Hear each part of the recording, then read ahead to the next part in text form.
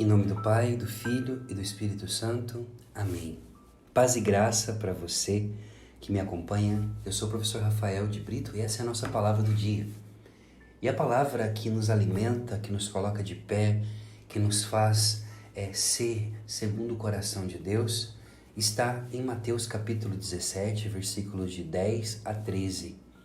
E nesse percurso de caminho a Belém, onde nós estamos nos preparando para o grande dia do nascimento do nosso Salvador, o Evangelho diz assim: Ao descerem do monte, os discípulos perguntaram a Jesus: Por que os mestres da lei dizem que Elias deve vir primeiro?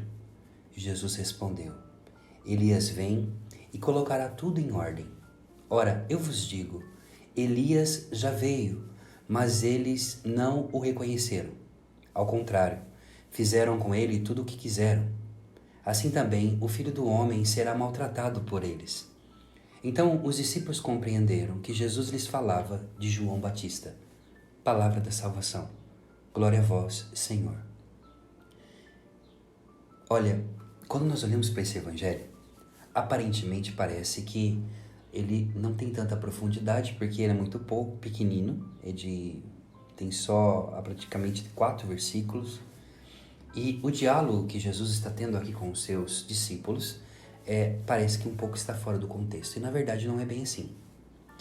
Jesus está conversando com os seus discípulos a respeito de uma figura muito importante para o seu ministério. E quando nós falamos de João Batista, ou João filho de Zacarias, João era sacerdote, nós já falamos para vocês, e ele é fruto de uma promessa, de uma oração que seu pai fazia do lado ali do Santo dos Santos, quando ele oferecia o incenso.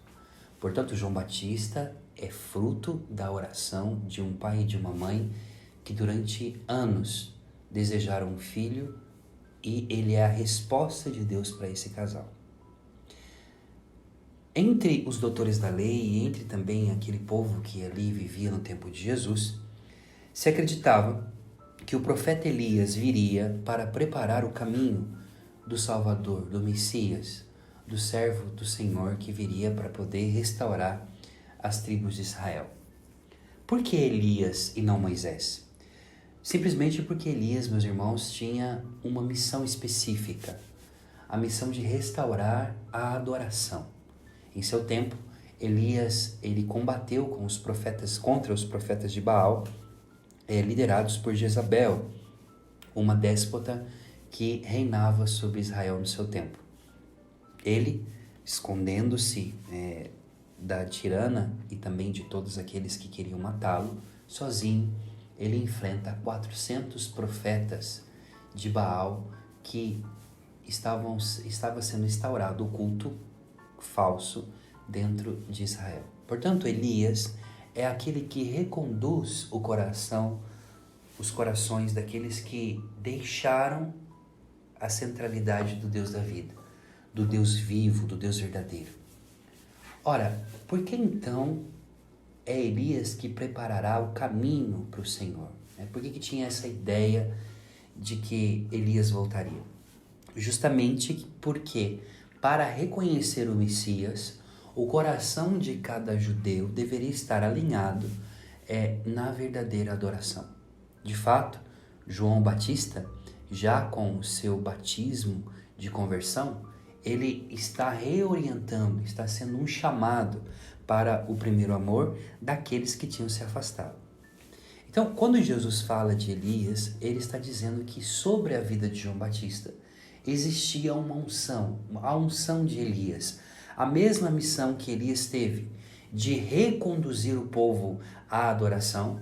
Agora também Elias em João Batista, quer dizer, Deus derramando a mesma unção que derramou sobre Elias em João Batista, irá preparar um povo bem disposto.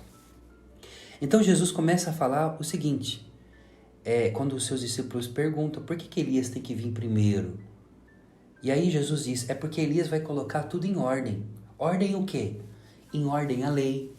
Ele vai reconduzir um povo que tinha se afastado da Torá, de um povo que tinha esquecido das misericórdias do Senhor durante tantos anos, de um povo, sobretudo dos mestres e doutores da lei, que eram rígidos na lei, esqueciam da misericórdia, que se preocupavam com os ritos e pouca se preocupavam com as pessoas.